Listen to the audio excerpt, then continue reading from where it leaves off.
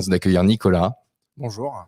Salut Nicolas et bienvenue dans cette nouvelle série de podcasts des années folles qu'on va appeler Du bruit en coulisses, parce que l'objectif c'est de parler des hommes de l'ombre qui travaillent dans la communication pour apporter de la valeur et décrypter finalement ces campagnes qu'on voit tous et qu'on connaît peu, on connaît peu les insides. Et aujourd'hui, je suis ravi de t'inviter. Est-ce que tu te sens homme de l'ombre toi dans la communication déjà ? Oui, totalement. Et c'est pour ça qu'on aime nos métiers. C'est que moi, j'ai pas forcément vocation à me mettre en avant, mais je préfère aider mes clients, les marques, les patrons à se mettre en avant au service du combat de leur entreprise ou de leur organisation. Puisqu'aujourd'hui, nous, c'est ce qu'on fait chez Babylone, puisque je travaille chez Babylone depuis maintenant 2 ans et demi, qui est l'agence de réputation du groupe Babel. Et donc, on accompagne l'ensemble des marques pour valoriser leur combat et donc qu'ils soient le plus singulier possible et qu'ils puissent être identifiés et gagner en part de voix sur le sujet. Super, on va parler justement de ton parcours et qu'est-ce qui t'a amené justement après toutes ces années à continuer à travailler dans la communication et ce qui a changé. Juste avant, pour les personnes qui nous suivent, n'hésitez pas sur LinkedIn à nous laisser des commentaires, notamment sur le réseau. On est curieux de savoir avec Nicolas le réseau que vous utilisez le plus, en tout cas pour votre marque, puisqu'aujourd'hui c'est bien le sujet, c'est de parler de communication de marque. Est-ce que c'est LinkedIn ? Est-ce que c'est TikTok, Instagram, YouTube ? Voilà, on est curieux d'en savoir plus. Aujourd'hui, on va vous apporter de la valeur. Et toi, Nicolas, donc combien d'années depuis combien d'années tu es dans la com ? Ça fait 7 ans maintenant que je suis dans la communication. J'ai un parcours qui est un peu chaotique au départ. Ah oui, raconte. C'est une histoire j'allais dire, pas d'imprévu, mais de rencontres, puisque j'ai commencé en chimie, j'ai travaillé dans un hôtel, pour terminer dans la communication, puisque communication, j'ai découvert dans étant bénévole dans un festival chez moi en Gironde. Ok, t'es de Bordeaux ? Ouais, tout à fait. Okay. Enfin, Nord-Gironde, mais je dis chocolatine. Voilà. Et je le revendique. Donc j'ai découvert ça comme ça. Ensuite, je suis monté à la capitale, évidemment, puisque quand on est communicant, on est un peu obligé de passer par là à un moment donné. Je devais rester 2 ans. Je suis resté 5. Ensuite, j'ai dit que je resterais 5 ans, puis maintenant, ça fait 7 ans. 7 ans. Et alors quand tu dis on est obligé d'être à Paris, moi je suis de Nantes et je fais toutes les semaines Nantes-Paris, donc je confirme, ça se passe ici, encore la communication, malgré home office, télétravail, etc., c'est quand même très très présent sur Paris. Et qu'est-ce qui a changé pour toi depuis 7 ans ? Il y a des choses qui ont changé, vraiment des bouleversements que toi tu as pu vivre ? Ouais, comme beaucoup de secteurs, le Covid, qui a repensé la consommation des médias. Et aujourd'hui, c'est ce qui est en train de chambouler l'ensemble des différentes communications. On a des publics qui soient particuliers ou entreprises ou institutionnels qui ont changé leur consommation des médias. Et donc, forcément, ça a une incidence sur la façon dont on va penser les communications. Et donc, sont entrés en jeu les réseaux sociaux qui du coup, desquels les médias se sont emparés pour pouvoir toucher de nouvelles cibles, atteindre de nouvelles audiences, toujours dans un contexte de problématiques de la presse, de perte de confiance, de perte de lectorat, perte d'abonnement. Donc les réseaux sociaux sont arrivés là-dedans, et même encore aujourd'hui, avec le Covid, il y a une accélération là-dedans, et on pourra en reparler plus tard, mais nous, ce qu'on remarque, c'est que quand on avait différentes plateformes qui étaient dédiées à un secteur d'activité, une façon de communiquer, aujourd'hui, on est plus dans la transversalité. On est plus dans le contenu qui devient roi, moins dans le culte de la personnalité, qu'on avait beaucoup Instagram pendant longtemps, où c'était suivi des influenceurs pour leur image et tout ça. Aujourd'hui, TikTok a quand même rebattu franchement les cartes. La preuve en est, c'est que toutes les plateformes courent après TikTok, notamment sur les Reels, sur les shorts sur YouTube, par exemple.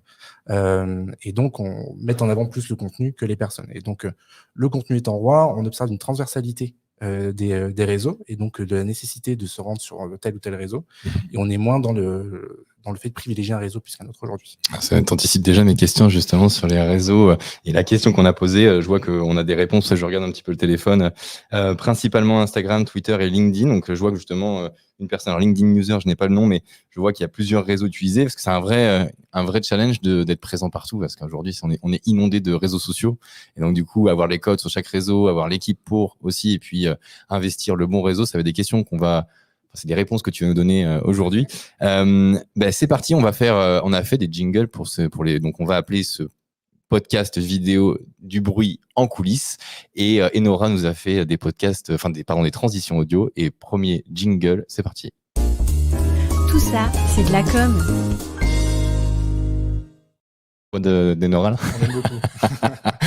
Donc, tout ça, c'est de la com. Est-ce que déjà, c'est une phrase que tu entends souvent, tout ça, c'est de la com? J'ai repris un peu, tu sais, les vieilles phrases. Toi, t'es de Bordeaux, enfin, de région de Bordeaux. Moi, je suis de Nantes, c'est peut-être en plus en province. Mais ouais, tout ça, c'est de la com, quoi. T'en penses quoi de cette phrase? Sûr. On a un métier qui est jeune, donc que les gens ne connaissent pas forcément. On n'est pas boucher, on n'est pas chirurgien, donc en fait, on est des hommes de l'ombre, donc forcément, on est un peu en retrait. Donc les gens ne connaissent pas forcément notre métier et en plus, avec la place qu'a pris la communication, notamment dans la communication politique aujourd'hui, c'est vrai que cette phrase, c'est de la com, on l'entend beaucoup. Enfin, moi, j'entends beaucoup dans ma famille aujourd'hui qui ne sont pas du tout communicants. J'espère que ce genre d'initiative que vous avez chez Zanefol pour pouvoir qu'on puisse expliquer nos métiers et qu'on fasse comprendre comment on travaille, va participer justement à ce qu'on ne dise plus c'est que de la com, mais que qu'en fait, la com vient servir les entreprises et les organisations. Oui, parce que effectivement, on a des clichés, hein, comme tout nouveau métier, on arrive avec des stéréotypes. Qu'est-ce que tu dirais justement, toi, imaginons, on a une personne qui nous regarde là, je vais l'appeler Michel, mais on va faire comme si c'était improvisé, mais j'avais pensé à cette question-là quand même. On va l'appeler Michel, 2 LE ou un L, peu importe.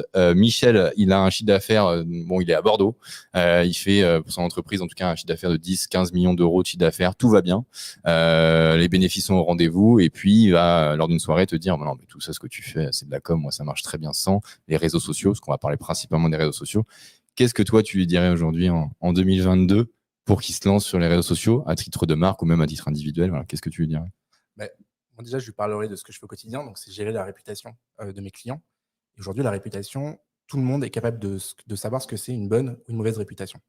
Et que la mauvaise réputation, comme la bonne d'ailleurs, peut avoir une incidence sur l'ensemble des parties, l'ensemble de ce que fait son entreprise, que ce soit sur ses ventes, que ce soit sur son cours de bourse, que ce soit sur le trafic en magasin.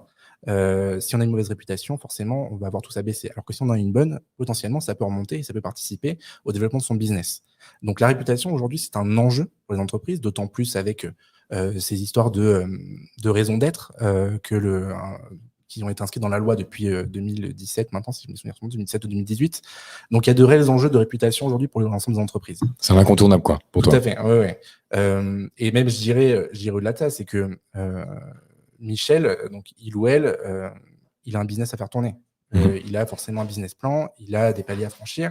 Et la communication, aujourd'hui, ça peut venir l'aider dans le franchissement de ces paliers. Alors, il peut fonctionner grâce au bouche à oreille, mais ça reste de la communication, puisqu'en fait, s'il a un bon produit ou un bon service, déjà, ça, c'est de la communication. Okay. Puisque si c'est bon... tout le monde en parle. Voilà, exactement. Tu peux te rapprocher ton micro, je crois qu'il y a des gens qui me disent on t'entend moins bien, c'est pour ça, mais je crois que Rémi regarde. Excuse-moi, je te coupe, parce que je vois en direct les commentaires, merci. Merci pour les commentaires, on vous voit. J'en parlais hier avec des gens de mon équipe, on a l'exemple de la marque Babolat, qui fait... Ah non, je connais bien. Voilà, et en fait, Babolat, tu regardes, il communique très peu. En fait, ah oui. Ok. Ils sont sponsors. Nadal notamment, enfin historiquement, c'est Nadal moi qui me vient au Rodic. Tout à fait. Mais du coup, est-ce que tu as déjà vu des pubs en dehors? Non, parce que j'avais un ami, un pote de mon frère qui travaille dans l'ingénierie chez Babolat et qui avait monté la raquette connectée à l'époque, il y a 10 ans, sur la raquette de Nadal. D'ailleurs, ça n'a pas bien fonctionné, je crois, commercialement, mais sur pouvoir avoir tes stats, etc., sur les raquettes. Mais non, c'est via le sponsoring, effectivement. Enfin, moi, quand je pense Babolat, je pense aux joueurs de tennis, en fait. Tout à fait. Et du coup, tu te dis, c'est des mecs qui sont performants, donc tu vois que le produit est performant, donc tu vas plus te tourner vers ce genre de produit parce que le produit est bon. Et donc, le bouche à oreille fonctionne comme ça. Donc, tu communiques déjà par ton produit. Donc, la communication, in fine, elle existe déjà dans ce que tu fais et dans la qualité de ton produit, de ton service. Et après, quand tu fais 10 millions de chiffre d'affaires, peut-être tu as envie de passer à 15 millions, 20 millions. Et donc là, tu vas vouloir aller toucher de nouvelles audiences, de nouvelles cibles. Et c'est là que la communication peut venir aider. Ok, d'accord. Donc, à un moment donné, tu vas avoir un nouvel objectif, toucher de nouvelles audiences, élargir. Et puis construire ta réputation et du coup t'as un cap en fait, c'est ça? Ouais. Si tu veux dire. De toute façon, la communication c'est une histoire d'objectifs et de cibles qu'il faut qu'on atteigne et donc il faut mettre en œuvre les moyens, les outils nécessaires pour atteindre ces objectifs et ces cibles. Ok. Eh bien, petite transition, enfin aucune transition. On a des petites. Je t'ai dit, est-ce qu'on les fait à la fin ou est-ce que là, je vois qu'il y a du monde qui commande, donc on va en profiter. Vous êtes là parce que souvent le temps de rétention, c'est ton métier. Tu sais bien que les gens restent. Il faut les laisser en tout cas consommer le live et le regarder. Donc pour vous donner un peu de croustillant, on a des petites questions en bonus. Attention, je précise que Nicolas n'y connaît pas toutes et il va en piocher une et on va répondre. Et puis on va enchaîner sur la prochaine question. Vas-y, suspense. Et après, on va parler des réseaux sociaux concrètement. Alors, teasing, série, film que tu vas voir tu as hâte de voir prochainement. Je vais peut-être surprendre, mais je vais dire le live action de La Petite Sirène. Parce que je trouve que c'est un... Je sais pas si vous avez vu la polémique qu'il y a du fait d'avoir mis une actrice noire pour jouer La Petite Sirène dans live action, alors que dans le Disney initial, c'est une sirène blanche qui joue. Je savais même pas ça, tu vois, tu me l'apprends. Enfin, je savais même pas qu'il y avait ce film qui allait sortir et juste, enfin, cette com-là, j'ai pas eu passer. Donc ça a fait un peu ça a été à la fois critiqué et très bien accueilli. Donc c'était très clivant comme sujet sur les réseaux sociaux ces derniers jours. Et j'ai très hâte de voir ce que ça va apporter au débat public et surtout au sujet d'inclusion, puisque voilà, c'est une histoire de représentativité. J'ai vu une vidéo qui faisait un best-of de petites filles noires qui étaient ravies de voir que La Petite Sirène était noire. Et moi, ce que j'aimerais rappeler, c'est que La Petite Sirène de Disney a été tirée de contes précédemment. Donc, c'était déjà une adaptation. Donc, je suis ravi de voir qu'on continue d'adapter des grands classiques et que ça peut servir l'intérêt commun. Il y avait Barbie aussi qui avait fait aussi un peu polémique. Les Barbie, ils ont ouvert plein de Barbie différentes du stéréotype qu'on a classique de la Barbie, quoi, la blonde blanche américaine. Ok, bon, mais Petite Sirène. Alors moi, honnêtement, je pense pas que j'irai voir le film au cinéma, parce que je vais pas souvent au cinéma, mais intéressant, hyper intéressant. Est-ce que tu vas en faire un article, ça? Parce que je vois, là, on en parlait, mais tu avais arrêté de faire les articles LinkedIn justement sur ces sujets-là. Est-ce que tu continues à consommer un peu de LinkedIn, enfin, créer du contenu sur LinkedIn, toi? Parce que je sais que tu parles souvent de ces sujets-là, justement. Ouais, j'essaye. Alors, après, il faut que je trouve le temps de le faire. Ouais. C'est quand on a pas mal de travail en ce moment, et donc heureusement, on en a beaucoup à l'agence, on a moins de temps d'en faire. Maintenant, j'aime bien prendre le temps aussi de parler des sujets. L'actu. Exactement. On parlait notamment des références générationnelles tout à l'heure avant de commencer, et notamment le fait qu'aujourd'hui, on a un combat générationnel entre des plus âgés qui vont venir être moins réceptifs à ce que peuvent apporter à la société une Aya Nakamura ou une Lena Situation, par exemple, qui sont aujourd'hui des références et des figures d'empowerment féminin en France. Je tiens quand même à rappeler que Aya Nakamura a quand même été la dernière artiste française à être projetée sur Times Square, que Lena Situation a quand même participé de l'intérieur quand elle a été chez Jennifer pour créer une gamme de fringues, j'allais dire, divers et inclusif, ce qu'elle a reproduit avec sa marque Hôtel Mafouf. Donc, j'aime beaucoup ce genre de figures qui ne sont pas parfaites, et encore heureux. Je trouve que la perfection, c'est très vite, pour être vulgaire, on se fait vite chier, finalement. Donc non, je vais continuer à faire des articles, je pourrais continuer, j'aurais pu en faire un sur Magali Berda. Beaucoup de monde l'ont fait. Je ne sais pas si ça vaut la peine d'en faire un papier supplémentaire. Maintenant, voilà, je pense qu'il faut qu'on arrête d'en parler entre nous communicants, mais qu'on en parle ailleurs, qu'on explique ce qu'est notre métier, pour qu'on comprenne que notre métier, non, ce n'est pas que faire du placement de produits, ce n'est pas que gérer des gens de télé-réalité, c'est gérer des professionnels qui passent du temps pour créer du contenu et qui aujourd'hui servent les intérêts des marques et qui peuvent participer à la bonne réputation d'une marque aujourd'hui. Hyper intéressant. Nous, tu l'as vu, on en parlait tout à l'heure, on va pas se mentir, on n'a pas communiqué sur ce sujet-là. Je pense qu'en plus, on n'a pas tous les dessous, on a que la face visible, je dirais, de l'iceberg. On va dire la difficulté actuelle, c'est les stéréotypes, tout de même, les mettre des gens très rapidement dans des cases. Et deux, en tout cas pour mon avis, en tout cas sur notre business d'influence B2B et d'influenceurs, du coup, B2B, c'est de faire un raccourci sur influenceurs, télé-réalité, placement de produits, TikTok, Instagram. Voilà. Enfin, tu vois, des trucs assez classiques. Et ça nous dessert tout de même, ou ça nous sert, ça dépend comment on le prend. Si on va au premier degré, ça nous dessert, parce qu'on imagine que tous les influenceurs sont ces personnalités-là qu'on a mis en avant récemment dans les médias mainstream. Alors que c'est beaucoup plus complexe que ça. Il y a énormément aujourd'hui de leaders d'opinion, plein de bords différents qui ont du succès pour plein de raisons différentes. Et télé-réalité, finalement, c'est qu'une niche plus qu'une niche, mais qu'une partie de l'influence des influenceurs. Toi, tu collabores beaucoup avec des influenceurs justement pour les marques. Est-ce que tu penses que l'influence, du coup, l'intégrer dans une campagne de communication, les influenceurs aujourd'hui, c'est quelque chose d'important, c'est systématique sur les réseaux sociaux? Alors, systématique, non, parce que ça dépend encore une fois des objectifs qu'on se fixe. Maintenant, ça peut venir porter la réputation d'une marque, ça c'est sûr, ou d'un projet en particulier. On travaille pas systématiquement avec des influenceurs. Ça nous arrive beaucoup de travailler avec beaucoup des gens. Et donc, nous, le travail qu'on fait chez Babylone, c'est de prendre le temps d'échanger avec eux. C'est de les connaître, de connaître leur ligne éditoriale et de se savoir si on leur propose des projets, ça va leur convenir. Je proposerai jamais un projet qui conviendra pas à un influenceur. Okay. Voilà, si mes clients me demandent, je dirais, en fait, moi, ma reco, c'est de pas le contacter lui parce que le connaissant, il dira non. Donc, okay. C'est du donnant-donnant. C'est eux, ils ont une ligne éditoriale, ils ont une image qu'on peut utiliser, une réputation qu'on peut utiliser pour capter de nouvelles communautés, de nouvelles audiences. Maintenant, on n'a pas forcément intérêt à aller chercher tous les influenceurs. Et je pense que c'est le danger aujourd'hui pour les gens qui ne connaissent pas les métiers de l'influence, c'est de se dire, après avoir vu le complément d'enquête de dimanche soir, se dire, ah, attention, je vais peut-être pas faire de l'influence parce que si c'est ça, c'est ça le danger. D'en faire. Donc, c'est pour ça que c'est à nous d'expliquer ce qu'est le métier et que non tous les influenceurs ne sont pas comme ça. Après, il y a des marques pour qui ça fonctionne très bien de passer par des influenceurs télé-réalité. Encore une fois, j'ai du mal à imaginer parce que moi, je connais beaucoup moins ce monde-là de l'influence Instagram. Est-ce que aujourd'hui, quand tu collabores avec une personnalité de télé-réalité, il y a une part de danger, j'imagine, parce que quand je vois ça, si vraiment je fais le raccourci, je me dis, c'est des fois très rapide, très non préparé, et je laisse l'autonomie à l'influenceur de communiquer. Et du coup, souvent, je me mets à la place de la marque, je me dis, mais elle doit pas être bien des fois, non? Je sais pas. Surtout après avoir vu le reportage, en disant, oula, si je travaille avec une personnalité de télé-réalité, peut-être que c'est dangereux pour ma marque ou pas. Et quand tu dis ça convient à certaines marques, quoi. Oui, encore une fois, c'est une question d'objectif. C'est une question de visibilité très rapide. Ils ont des millions de followers. Ouais, c'est pour un raccourci très rapide, quoi. Voilà, si tu as besoin de visibilité rapide, voilà. En plus, si leurs audiences, finalement, correspondent à ce que toi tu vends, comme produit, comme service, go. Après, la question de la réputation, effectivement, elle arrive sur le tapis, d'autant plus récemment, avec les affaires de Shona Evans et WeEvent et tout ça. Donc, c'est un autre enjeu qui rentre en compte, hein, mais encore une fois, c'est une question d'objectif et de cible. Ok. Et bien justement, moi, c'est ma transition. C'est finalement, je suis cette marque-là, donc tu m'as convaincu.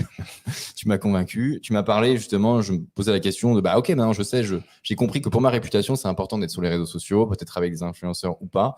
Moi d'ailleurs, mon avis, c'est de construire avant de travailler avec des leaders d'opinion, parce que c'est un raccourci des fois un peu trop rapide, même n'importe quel leader d'opinion, si la marque n'a pas de réputation, comme tu disais tout à l'heure, ça peut être trop rapide, voire dangereux. Mais ça, c'est mon avis. Maintenant, une fois que je suis convaincu, déjà sur quel réseau je dois aller? Quel réseau? Moi, je suis une marque. Alors, on va prendre un exemple, c'était trop. Oui. Donc, j'allais te faire la même réponse, ça dépend de l'objectif. Alors justement, je parlais de Michel. Michel qui fait 15 millions d'euros de chiffre d'affaires et qui a une entreprise, on va dire une entreprise de service. Okay. Je ne vais pas donner d'exemple précis, mais une entreprise de service qui vend des. Allez, je vais orienter parce qu'on est sur LinkedIn, donc on va dire des services B2B pour des entreprises. Il n'a jamais communiqué sur les réseaux sociaux, en tout cas très peu. Quelles sont les premières étapes pour toi essentielles pour ce lancement? Déjà, il faut qu'il ait conscience que travailler sur les réseaux sociaux, c'est un vrai métier. C'est qu'il y a des gens qui font des études pour ça, qui sont experts de leur sujet, qui connaissent parfaitement les rouages des réseaux sociaux, qu'on ne peut pas se lancer à l'aveugle dessus. Il faut qu'on ait vraiment un plan de communication. Et donc, c'est nous, agences, on travaille là-dessus. Et des freelances aussi qui travaillent très bien sur le sujet. Donc, on peut accompagner les marques comme ça. Et après, une fois qu'on aura une fois qu'on aura identifié donc les besoins de Michel, on pourra l'accompagner sur les différentes plateformes. L'avantage, c'est qu'aujourd'hui, on n'a pas une plateforme qui peut être alors, on a encore des plateformes qui peuvent être dédiées plus pour certains sujets que d'autres, mais ce que je te disais au début, c'est qu'on a une transversalité aujourd'hui des réseaux sociaux qui se opère de plus en plus. Je te donne un exemple, quelqu'un qui propose des solutions, j'allais dire, de gestion RH, il peut avoir un discours, donc l'incarner via le dirigeant de l'entreprise sur LinkedIn, par exemple, puisque c'est quand même le lieu où on va pouvoir avoir la place pour publier du contenu et relayer ces différentes prises de parole qu'on pourrait avoir dans la presse, par exemple. En tant que dirigeant, là, donc en tant qu'ambassadeur de la marque. Exactement, tout à fait. Okay. Et ensuite, tu peux avoir l'entreprise qui communique elle-même, et par exemple avec des tips, tu vois, des espèces des conseils. Et donc ça, tu peux le retrouver à la fois sur TikTok, où on voit de plus en plus une émergence de contenus qui viennent donner des conseils pour gérer un tableur Excel, gérer les tips de 30 secondes. Exactement, tout à fait. Et que tu vas retrouver aussi sur YouTube, par exemple. Donc, tu peux aller capter plusieurs plateformes. Et la force de TikTok aujourd'hui, c'est l'algorithme. Et donc, si jamais tu es intéressé par ce genre de tips, tu vas vite avoir ce type de contenu qui va arriver dans ton feed aussi. Donc, c'est l'avantage d'un réseau. Donc pour toi, en fait, on part si je comprends bien, toi, dans ta stratégie que tu préconises avec l'agence Babylone, c'est de viser large, d'aller sur chaque plateforme et d'exploiter la plateforme en fonction de ses atouts. Typiquement, LinkedIn, je vais développer en tant que dirigeant. Et puis derrière, je vais avoir un expert de mon outil SIRH qui va présenter en 30 secondes un tips sur TikTok. Et derrière, un développement sur LinkedIn du dirigeant qui va expliquer comment ils ont développé la solution, par exemple. En fait, plus que viser large, c'est être au bon endroit au bon moment. Okay. Où est mon audience? Si j'ai une solution qui est à destination des start-upers, je sais que les start-upers, ça va être potentiellement être des hommes et des femmes qui sont trentenaires, urbains. Mettons, faisons des clichés. Et donc, on va être forcément sur LinkedIn, puisqu'aujourd'hui, c'est un lieu privilégié aujourd'hui des start-upers où ils se renseignent, c'est une source d'information pour eux et une source de réseautage. Donc, c'est quelque chose qui va pouvoir être intéressant pour eux. Maintenant, il ne faut pas oublier que un chef d'entreprise, c'est aussi une personne qui est consommateur et qui utilise d'autres réseaux sociaux. D'où l'intérêt d'aller voir ailleurs. Vraiment, c'est pas le fait de viser large, c'est vraiment ce que je te disais, d'être au bon endroit au bon moment. Ok, d'accord. Écoute, très clair, parce que c'est vrai que moi j'ai tendance, tu vois, alors peut-être parce que je suis cofondateur d'une entreprise qui est plus petite aussi, parce que on va parler d'aller sur les différentes plateformes et d'aller au bon moment, au bon endroit au bon moment au niveau de la cible. Et c'est vrai que en tant que moi je gère la com des années folles, en gros, avec l'équipe. Et on a pris un parti au démarrage de choisir notre combat et de se dire, voilà, nous, une agence d'influence LinkedIn, donc on va cannibaliser sur LinkedIn autour des sujets très nichés d'influence B2B avec des leaders d'opinion et nos campagnes et tous les sujets transverses autour de l'influence. Deux cofondateurs, donc nous on va aussi jouer les ambassadeurs sur des thématiques complètement différentes. Typiquement, moi j'ai un parcours complètement différent de mon associé de Julien, donc du coup il va parler des enjeux par exemple de la marque employeur parce qu'il a un parcours de DRH, et moi je vais plutôt être dans la stratégie marketing ou de communication, d'où d'ailleurs cette vidéo podcast. Par contre, une fois qu'on s'est bien installé sur LinkedIn, on a décidé d'exploiter, on n'a pas exploité TikTok, mais d'exploiter les différentes plateformes parce qu'en fait, pour nous, c'était presque obligatoire. Enfin, je dis obligatoire. En termes de référencement et de réputation, tout le monde n'est pas sur LinkedIn, même si c'est 25 millions d'utilisateurs. Et donc, il faut avoir une place sur Instagram, sur Twitter, en tout cas pour notre cible. Et donc, du coup, on a décidé. Mais c'est vrai que quand on a une petite entreprise, on a des choix à faire. C'est pour ça que je posais la question. Oui. Nous, on a décidé de se focus sur un réseau démarrage, et une fois qu'on avait les clés, et après le SEO, etc., ça en a découlé forcément, et puis ça crée du trafic. Mais oui, je suis plutôt d'accord. Et après, c'est aussi compliqué pour l'entreprise d'avoir des expertises. Donc, c'est pour ça que je posais la question dans ma tête de me dire, externaliser, internaliser, parce que recruter quelqu'un, quand on voit LinkedIn, la complexité déjà d'un réseau pour performer, pouvoir performer sur les différents réseaux. En plus, les influenceurs ne sont pas sur le même réseau. Les community managers ne sont pas forcément experts dans chaque réseau. D'ailleurs, moi, c'est pareil. Un community manager, souvent, il a une expertise très pointilleuse. Ouais. Et tu le disais au démarrage, c'est un métier. Donc, du coup, je parle de LinkedIn. La page entreprise LinkedIn, elle ne gère pas du tout pareil qu'un compte Instagram, quoi. Donc, c'est vrai que il faut avoir les moyens et le temps ou l'expertise extérieure. Ouais. Vous, c'est ce que vous amenez, vous allez en interne proposer justement toutes ces expertises pour performer sur toutes les plateformes? Ah oui, nous, on a une équipe dédiée aux réseaux sociaux. Okay. Qui font un super boulot d'ailleurs, donc je ne sais pas si tu peux leur passer un coucou. Ouais. Je ferai plusieurs fois dans le podcast aujourd'hui pas mal de gens à saluer. Non, mais c'est qu'on a une équipe aujourd'hui qui justement sait gérer l'ensemble des plateformes, à la fois dans le conseil et dans l'opérationnel. Donc, c'est ça qui est hyper intéressant, c'est qu'on a des experts. Et donc, les experts peuvent accompagner les entreprises et répondre à leurs besoins. Et donc, les accompagner sur la définition de leurs objectifs, de leurs cibles, en fonction de leur domaine d'activité, par exemple, et de pouvoir leur dire, voilà, c'est mieux que vous alliez plutôt là, on peut vous accompagner avec tel type de contenu, il faut que vous ayez une éditoriale qui soit de telle façon, qui corresponde à la fois à l'image que vous avez, que vous voulez donner, l'image que vous avez aussi, ou l'image que le chiffre que vous voulez effectuer si jamais vous voulez changer un positionnement, de marque, par exemple. Ça doit être hyper challengeant d'ailleurs. Complètement changer de positionnement, c'est hyper intéressant et hyper challengeant. Tout à fait. Sauf qu'on a une marque ancrée, quoi. Exactement. Donc, donc effectivement, on a des experts qui travaillent là-dessus. Mais effectivement, voilà, c'est un métier, c'est des gens qui bossent depuis 2 à 3 ans pour les plus juniors, qui sont 10, 15 ans pour les plus seniors aujourd'hui. mais ce sont des experts, tous à leur niveau. Pas sous-estimer le travail que c'est derrière. Je vais regarder un peu les questions, il y a quand même des questions. Donc, on a Julie, Leslie, je vois des Delphine. Bonjour à toutes et à tous. Tout est une question d'audience. Et TikTok pour le B2B, tiens, on va prendre cette question-là. Merci Leslie. TikTok pour le B2B, t'en penses quoi, toi ? Moi, je pense que ça dépend encore une fois des cibles. Faut préciser, s'il vous plaît. Non, mais si je prends ce que je disais tout à l'heure, c'est que je trouve ça intéressant dans le sens où le contenu, aujourd'hui, on a le contenu qui est roi, et donc c'est plus les personnes qui sont sur TikTok, c'est pas les personnes qui sont reines aujourd'hui et qui font qui drive le contenu. C'est quelqu'un qui peut faire 100 vues sur tous ses TikTok, d'un coup peut faire 1 million de vues parce qu'en fait, il a publié un contenu qui est intéressant. Donc le sujet du contenu est hyper intéressant et permet d'envisager de nouvelles choses. Sur le B2B, encore une fois, ça dépend de ce qu'on fait comme activité, ce qu'on propose. Aujourd'hui, la question des tips, alors que ce soit sur les RH, on voit beaucoup de RH qui se mettent de plus en plus sur TikTok pour donner des conseils à la fois pour les candidats, mais aussi pour les recruteurs, pour dire voilà, moi je suis expert RH, je vous indique que quand vous recevez un candidat, vous pouvez réagir plutôt comme ça, et quand vous êtes candidat, vous pouvez réagir plutôt comme ça, comme ça. C'est des formats courts qui est compréhensible facilement, accessible facilement et qui est rapidement parlant. Donc je trouve que TikTok est aujourd'hui pas exploité à son plus haut potentiel. Tu penses que on est qu'au début, quoi. Enfin, au début. C'est pas le début, mais... Non, mais je pense que petit à petit, les marques prennent conscience que c'est une plateforme qui est intéressante et vont s'y mettre de plus en plus. Aujourd'hui, on a des influenceurs qui sont eux-mêmes experts. Je prends l'exemple des tableurs Excel.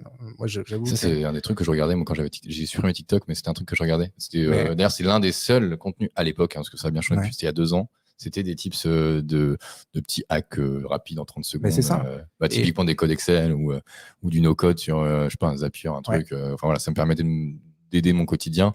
Mais par contre, je te coupe, mais je trouve que la difficulté dans ce genre de contenu, par exemple, c'est qu'on est tellement habitué à scroller très vite que je connais peu de gens finalement qui regardent, qui prennent note, qui s'arrêtent, qui se rappellent du petit code qu'il faut employer et qui reprennent après le scroll. Tu vois. C'est une sorte d'information qui est tellement importante que la masse d'informations s'éduquer à se dire ok, je m'arrête 2 secondes et puis je note ce truc. En fait, je sais pas. Alors, moi, je parle pour mon utilisation personnelle. Je sais pas si le sujet c'est de prendre des notes de suite. Je pense que le sujet c'est de l'avoir vu, de se rappeler qu'on l'a vu et d'aller le chercher par la suite. Ouais, ok. Donc ça te met en veille, quoi. Ça te dit ah tiens, ça existe. Ouais. Et je prends l'exemple, on parlait de TikTok, le nombre de tips qu'il y a pour gérer un fichier de prospect.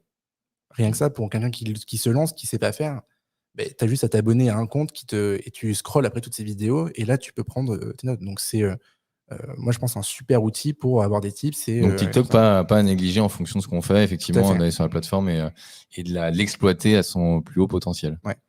Ok, eh bien, merci beaucoup. C'est pas fini. Il y a plein de questions. On s'écarte du sujet, donc je regarde un petit peu rapidement, mais il y a beaucoup de questions sur lesquelles tu as répondu. Est-ce que tu aurais, j'avais mis comment trouver des idées créatives. Alors on parlait de créatif. Est-ce que tu te considères comme quelqu'un de créatif, toi, dans ton quotidien ? Est-ce que t'es plutôt quelqu'un de créatif ou quelqu'un de stratégie ? Dans la stratégie ou dans la créativité ? Je pense que l'un va difficilement sans l'autre. Ah ouais ? Ouais. Okay. Pourquoi ? Parce que l'idée créative, elle est forcément cadrée. On a un brief, donc avec des objectifs, des cibles, encore une fois. Il y a réponse à tout. J'ai 7 ans d'expérience quand même. Ouais, oui, je vois ça, je vais prendre de l'eau, tu vois. Non, l'idée créative, elle est forcément cadrée, donc elle n'est pas si créative que ça finalement. Maintenant, ce qui va amener la créativité, c'est la connaissance et donc la veille qu'on peut faire.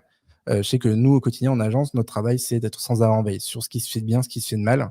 Dans les différents secteurs sur lesquels on travaille, et donc de derrière pouvoir repérer les meilleures idées, les adapter à ce que font nos clients, potentiellement agréger 2 idées ensemble qu'on trouve intéressantes parce qu'on trouve que les avantages que l'une et l'autre ont peuvent servir les intérêts des marques pour lesquelles on travaille.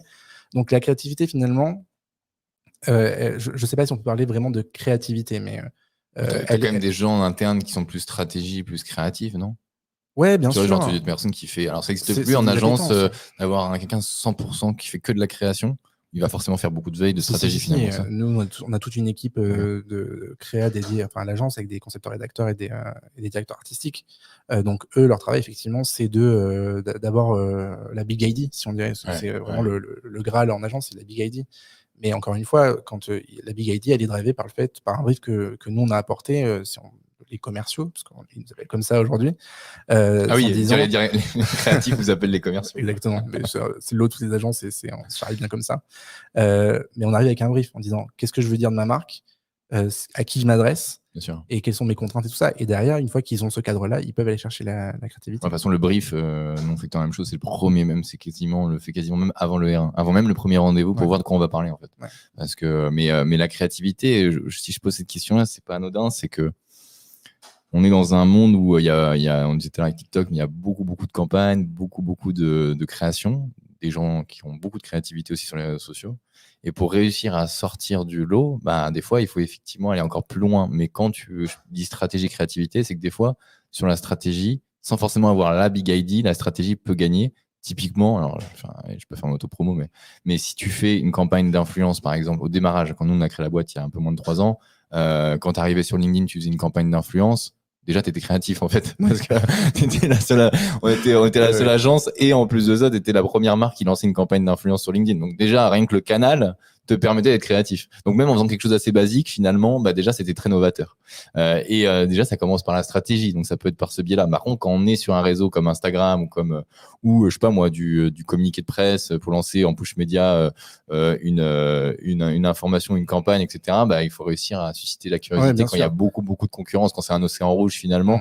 Quand tu as l'océan bleu où il y a personne, là tu es tranquille. Par contre, dès que c'est l'océan rouge, là il faut être hyper créatif ou amener stratégie, créativité quoi. Et c'est ma question, c'est toi déjà personnellement, est-ce que tu as une âme de créatif à l'origine quand tu t'es lancé dans la com, ou tu as plutôt un axe plus stratégique? Le but que tu me parlais d'ingénierie, peut-être que c'est plus. Je dirais plus stratégique dans l'approche, mais après, je pense que l'intérêt, c'est quand on travaille en équipe, c'est qu'on se nourrit les uns les autres et que la créativité aussi, elle sort comme ça. C'est des idées, parfois même mauvaises, qui peuvent amener à de bonnes idées. C'est pour ça que je dis toujours à mes collègues, il n'y a pas de mauvaises idées, pas de mauvaises questions, pas de mauvaises réponses. De mauvaises réponses, si, il y en a, mais pas de mauvaises questions, pas de mauvaises idées. Mais je pense que c'est l'émulation aussi, et c'est l'intérêt de bosser en agence aujourd'hui, c'est qu'on peut travailler ensemble pour se tirer tous vers le haut et donc trouver la meilleure idée créative.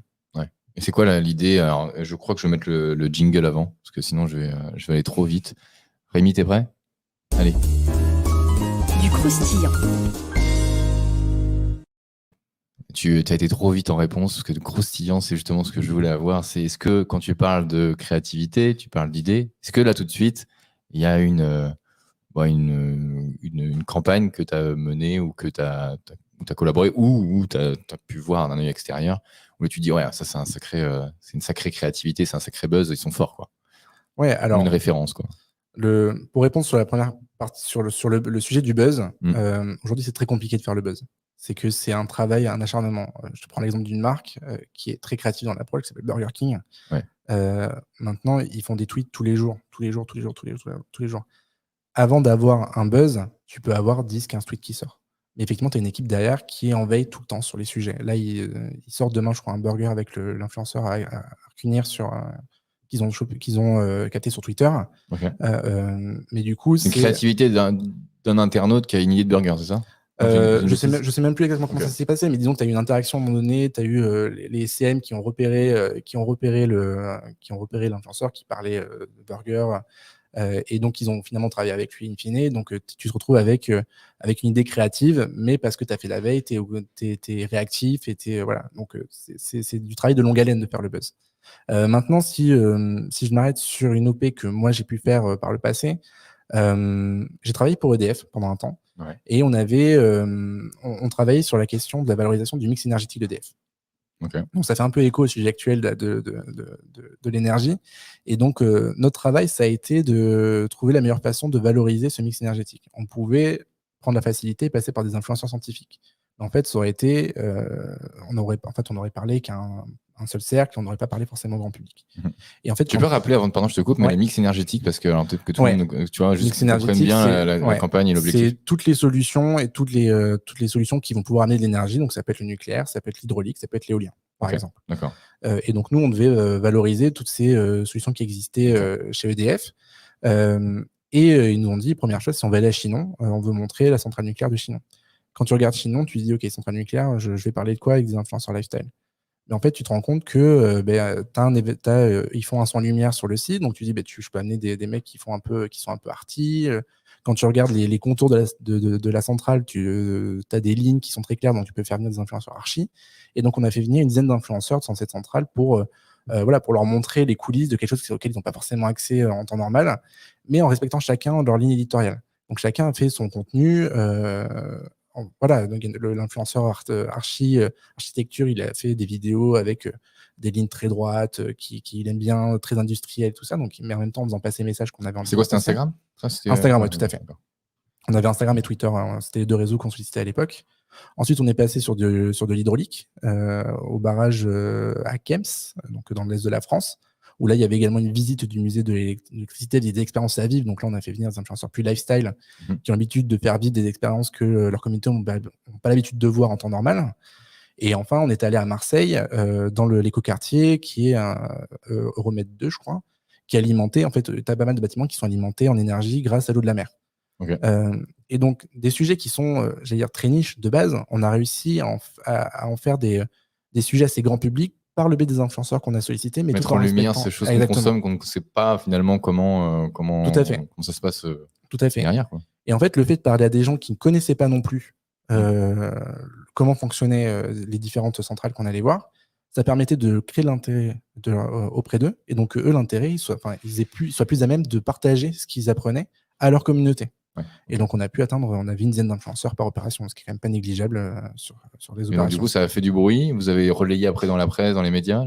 Dans la presse, non, puisqu'on était que sur les influenceurs. Mais du coup, quand des influenceurs qui ont entre 50 000 et 150 000 followers, tu atteins quand même de très bonnes cibles, des cibles assez larges derrière. Ouais, donc tu as réussi à parler d'un sujet quand même qui est complexe. Ouais. Avec pas forcément que des influenceurs dans une expertise hyper précise, mais toucher un plus large public avec des sujets qui nous concernent tous. Ça peut être par la curiosité, c'est ce que font certains influenceurs YouTube, je pense à ça, ou moi je donne un exemple, mais le premier, le plus gros qui me vient à l'esprit, c'est Thibaut InShape qui pendant un moment faisait, moi je consomme pas vraiment, mais je vois beaucoup les vignettes, j'en ai vu quelques-unes où il allait en inside dans l'armée de l'air, etc., pour faire découvrir à son audience un petit peu les coulisses de comment ça se passe, le quotidien, et puis derrière, ça peut amener une campagne de recrutement, de marque employeur ou d'autres objectifs. Ok, écoute, hyper intéressant. Et d'ailleurs, est-ce que tu peux nous parler, moi j'ai fouiné un peu LinkedIn, et j'ai vu que tu avais mené avec tes équipes une campagne pour American Express sur, alors je sais plus, c'est Shop Small. Ouais, j'y étais presque. Shop Small, j'ai bossé. Shop Small, et du coup, vous avez en plus réitéré plusieurs fois la campagne, il me semble, avec des axes un peu différents. Est-ce que tu peux nous en dire un peu plus? Parce que je trouvais ça hyper.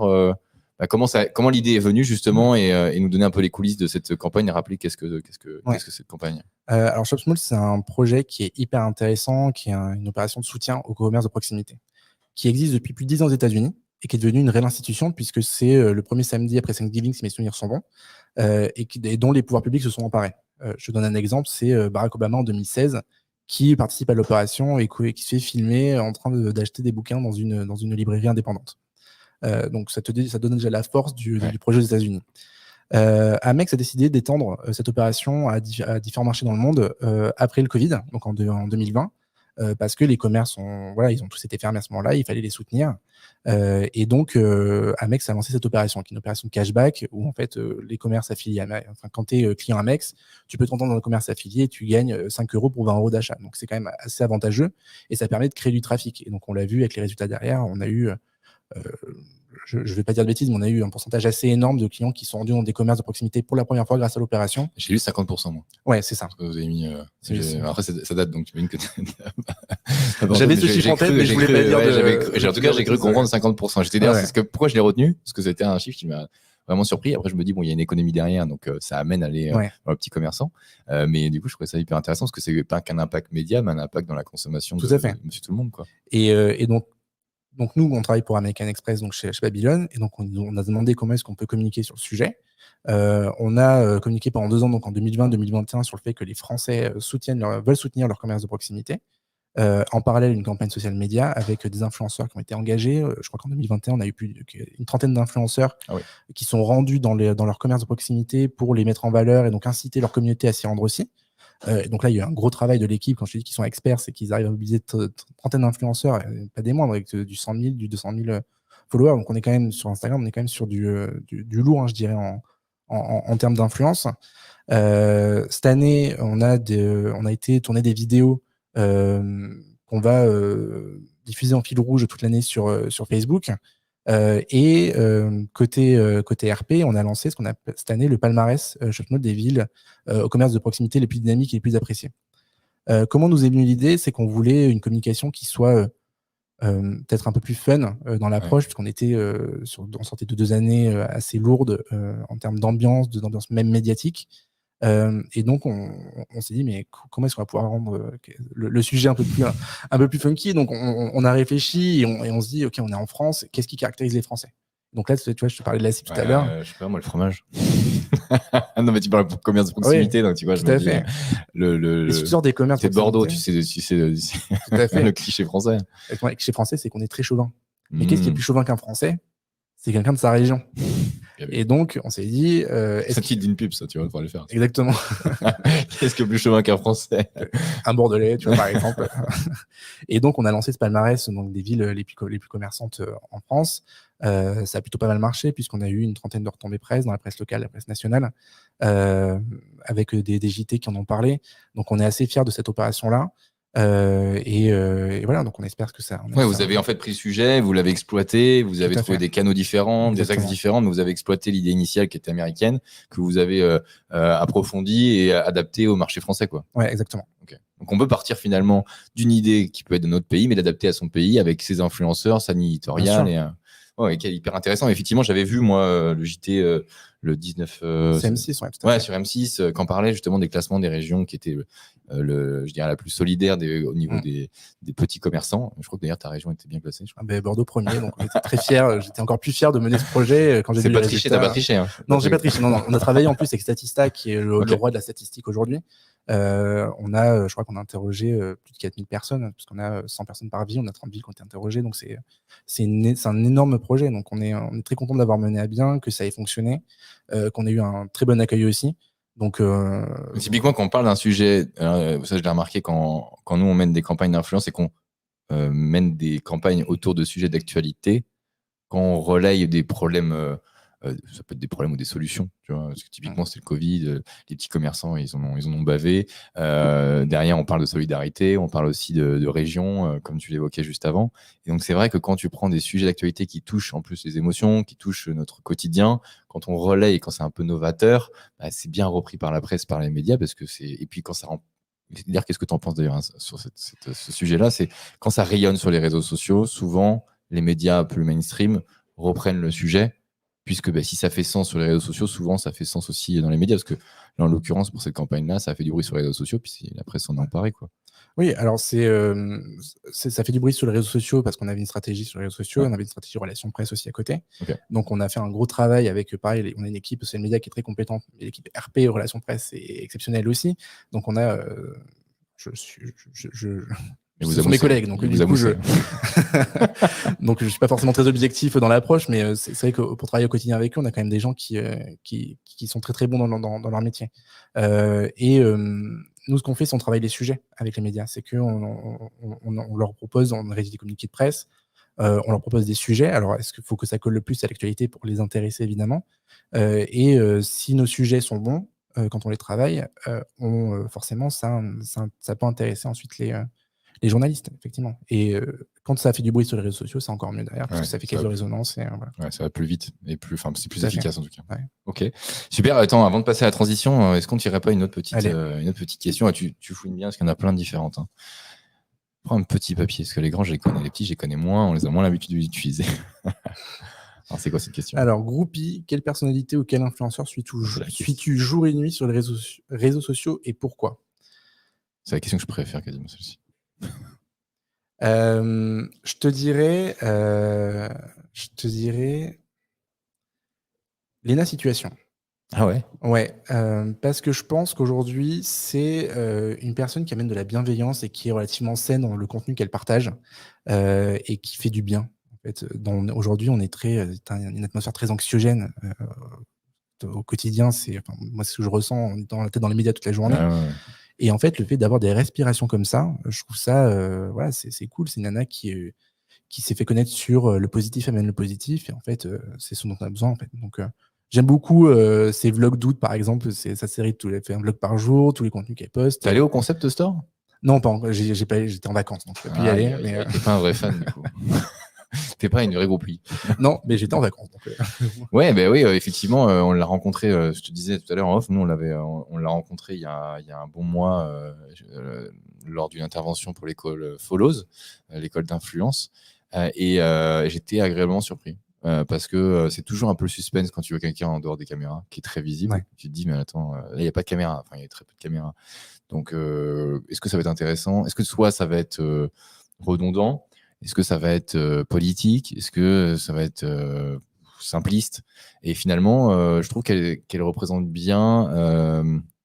En tout cas, c'est un bon exemple pour la jeunesse, je dirais, voilà, dans l'influence. Je trouve que c'est et je comprends mieux parce que c'est pas elle qui fait forcément le plus de vues, qui a le plus d'abonnés, c'est énorme, hein, ouais. mais qui a le plus d'abonnés sur les réseaux. Et pourtant, je pense que c'est celle qui a la plus publicité parce que elle incarne quelque chose qui est agréable et qui est hyper, je pense, et puis bankable aussi pour les marques, Ouais. mais elle incarne quelque chose de. On parlait du risque avec la télé-réalité, typiquement, elle est à l'opposé de ça. C'est-à-dire que quand tu collabores avec une situation, tu te dis, OK, on gagne en image de marque. Alors, bien sûr, je ne parle pas de grandes maisons de luxe qui ont déjà des images. On n'a pas besoin d'influenceurs pour redorer l'image, mais je me dis, ouais, c'est un pari, un bon pari, quoi. Après, effectivement, je pense qu'elle est très stratège aussi dans qui elle choisit, Oui. quelle marque avec laquelle elle collabore. Et j'imagine que c'est bien réfléchi en amont, c'est ce qu'elle dit d'ailleurs. Mais, et puis, elle est alignée. Voilà, donc c'est dans les partenariats, parce que les partenariats, il y en a un paquet, mais l'alignement, on en parle beaucoup aujourd'hui, mais en fait, quand il y a l'argent derrière, on va pas se mentir, mais au début, on dit tous, on est alignés. D'ailleurs, tu le dis très bien pour l'intervention dans ton article. Alors, tu parles de qui? Tu parles de Mike Fly Carlito ou tu parles de l'Élysée et tu dis, ouais, moi, à leur place, on est là à tous critiquer, mais honnêtement, à leur place, aller à l'Élysée, vivre l'expérience et puis le côté pécunier, on sait pas combien ils ont touché derrière.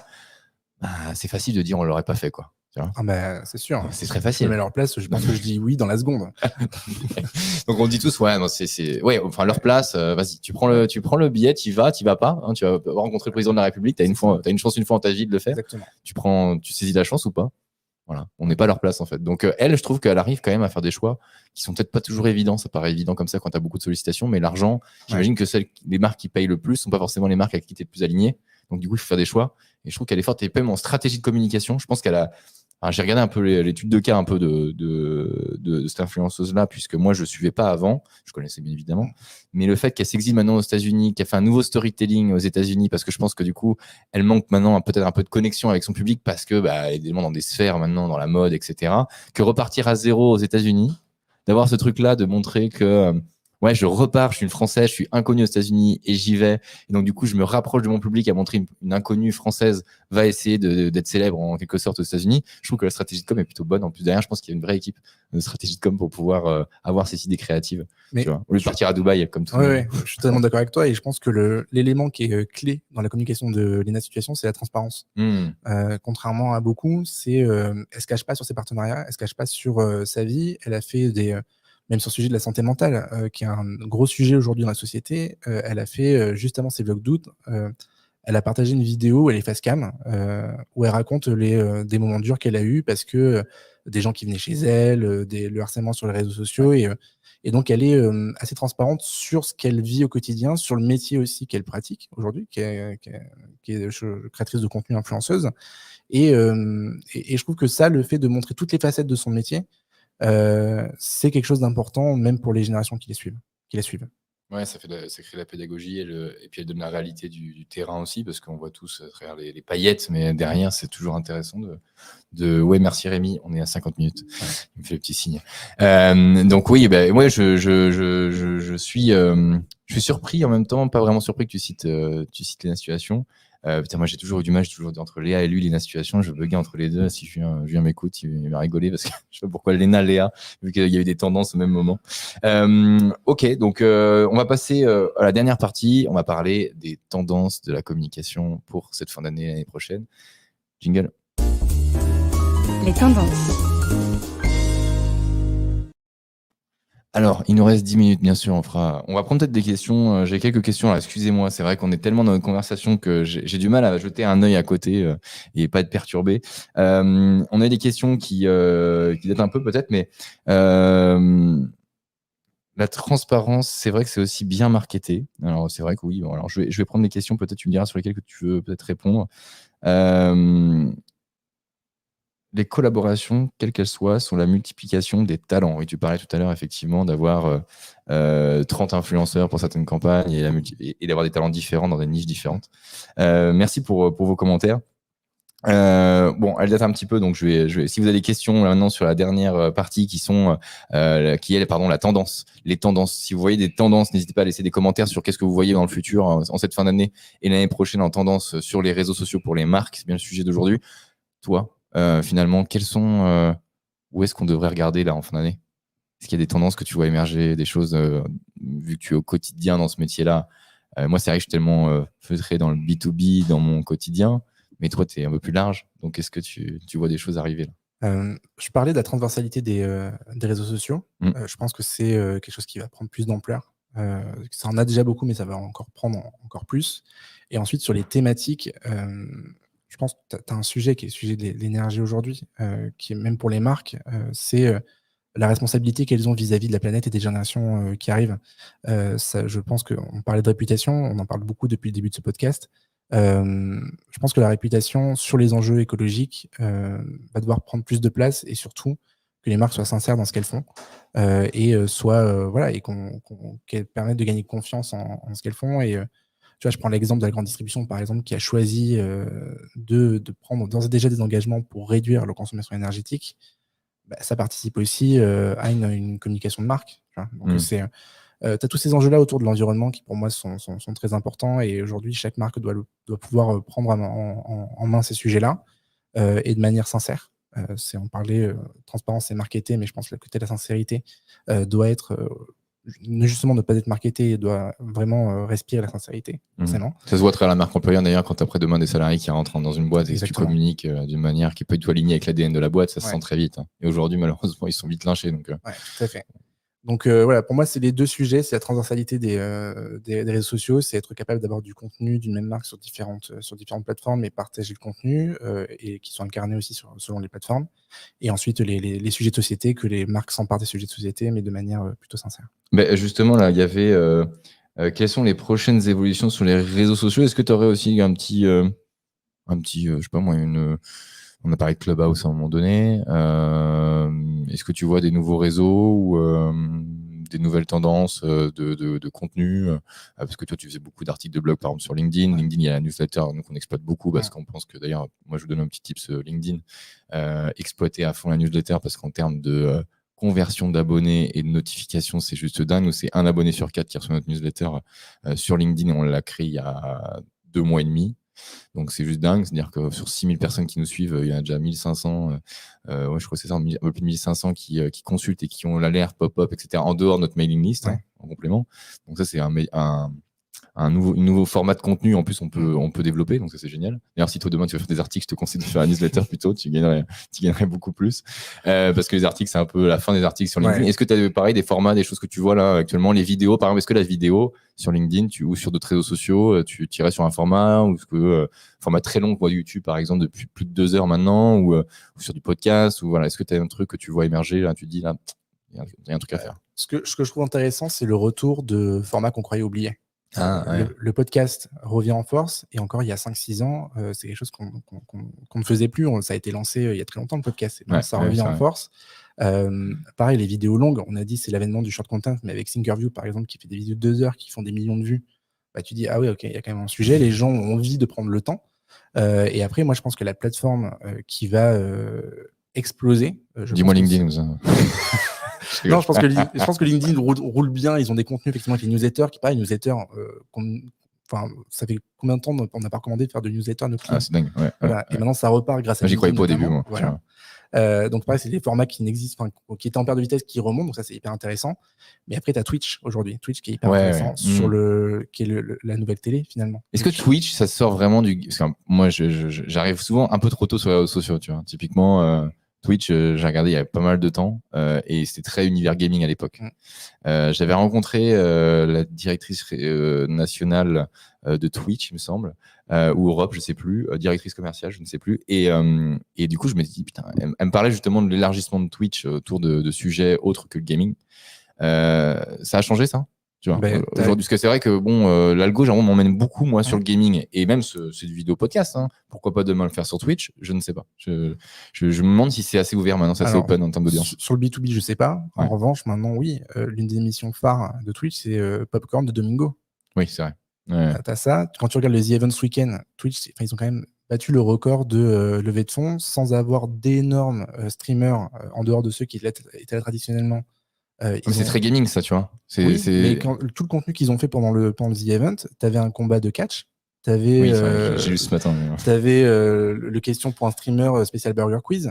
Enfin, c'est du gaming, mais c'est de l'entertainment en fait, plus que du gaming aujourd'hui. Donc pour moi, Twitch devient la plateforme et t'as tous les médias qui s'y mettent. BFM a sa chaîne Twitch, t'as le PSG par exemple qui diffuse des entraînements sur sa chaîne Twitch aussi. Donc tu n'as pas que du gaming.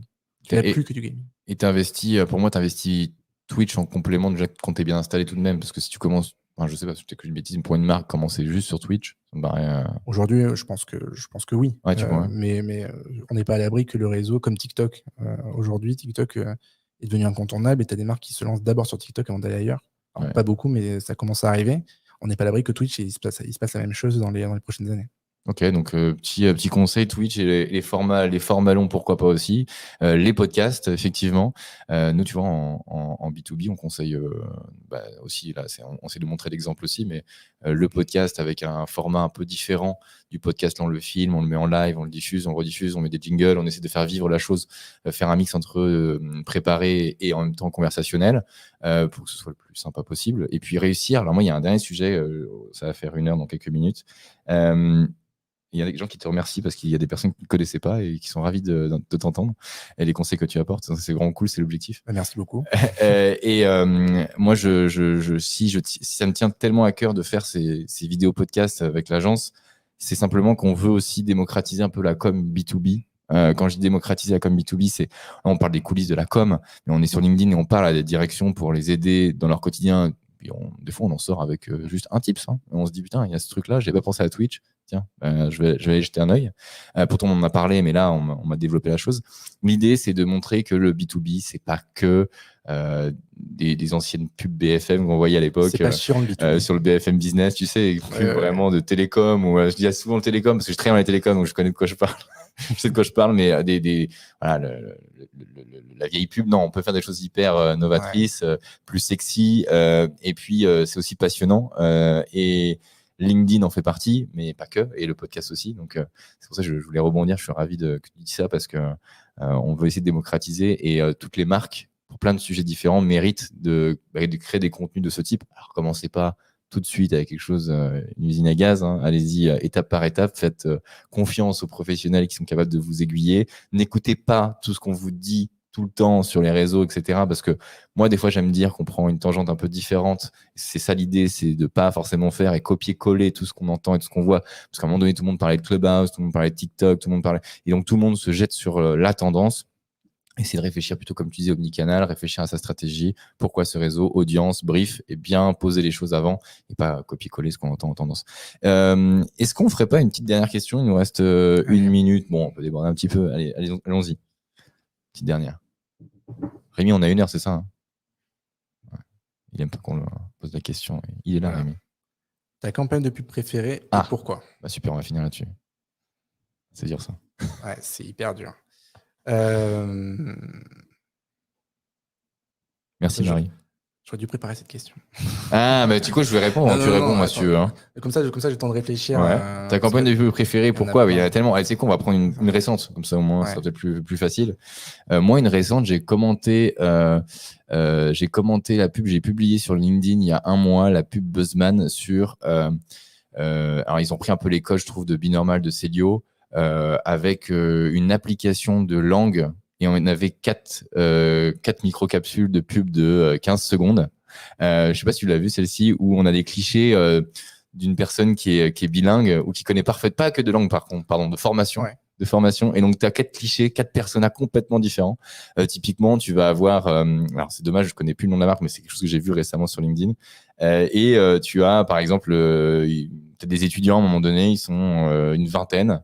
Et t'as un mec qui arrive et dit prends la guitare, attention mais pas trop fort. Enfin, il fait l'amateur à côté de lui, il dit oui non je vais essayer, mais moi mon truc c'est le basket. Hein.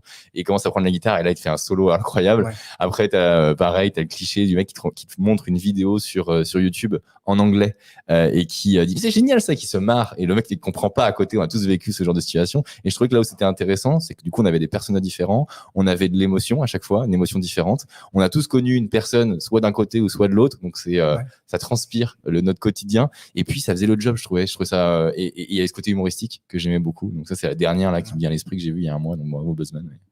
Je dirais si je devais faire un choix, c'est les pubs Intermarché qui ont été vachement. Ah ouais, super. C'est pas Romance qui faisait ça ou mais avec quand il est en Bretagne, avec c'est ça, avec tout storytelling, avec l'amour et tout. Et je trouve que ça a rechangé la publicité pour mettre de l'histoire au cœur du commercial et c'est pour moi, tu as eu un shift à ce moment-là sur la pub. C'était maintenant il y a 4-5 ans. J'adorais cette pub. Moi, l'émotion qu'elle procure. Quand j'ai une pub et j'arrive à avoir une larme, je me dis, ils sont forts quand même. Parce qu'en l'espace de 10 minutes, elle passe au cinéma aussi, c'est pour ça. Ouais. Elle passe au cinéma, donc tu vivais la chose, quoi. Mais je me rappelle très bien cette pub. Je pense que c'est peut-être l'une de mes publicités préférées, notamment du fait qu'elle raconte une histoire. C'est lequel que tu préférais? Parce qu'il y avait l'amour, il y avait aussi le grand-père, je crois, avec la grand-mère. Je sais plus, il y en avait plusieurs, il y a plusieurs déclinaisons. Ouais, je pense que le grand-père, c'est la plus touchante. Ah ouais. C'est son fils à côté, je sais plus, il y a quelque chose. Son petit-fils, il y avait Bouygues qui a fait un truc super sexy là-dessus aussi. Tu te rappelles à Noël? Oui. Avec, il se filme il y a la musique là, il y a 5-6 ans là, qui était très forte cette pub. En fait, l'émotion. Je trouve que l'émotion, c'est vraiment le truc où les publicitaires sont de plus en plus forts. Ouais. Ils arrivent à te procurer plein d'émotions en l'espace de 45 secondes, quoi. Ouais, non, mais puis là pour le coup, c'est hyper créatif. Ils ont dû avoir un super brief au départ, mais la réalisation est exceptionnelle derrière. Donc. Oui, il y a ça aussi. Ouais. C'est des cinéastes, quoi. Tout à fait. Et bien, merci beaucoup. Et oui, le buzz, on voit toujours le côté. La phase, on parle, nous, on veut parler de ce qu'on ne voit pas, mais tout n'est pas successful. Ne vous inquiétez pas. Si vous n'avez pas encore fait le buzz sur les réseaux, on se rappelle tous de buzz, mais finalement, il y en a très peu qui arrivent à réussir à faire énormément de bruit. C'est des marques qui travaillent avec des entreprises, qui essayent beaucoup de choses aussi. Il faut réussir à oser, à être créatif, à tester pas mal de formats différents, d'influenceurs différents, de réalisations différentes, de sujets différents. Donc, c'est pas donné à tout le monde. C'est un vrai travail et ne soyez pas inquiets. Ça arrivera pour votre marque.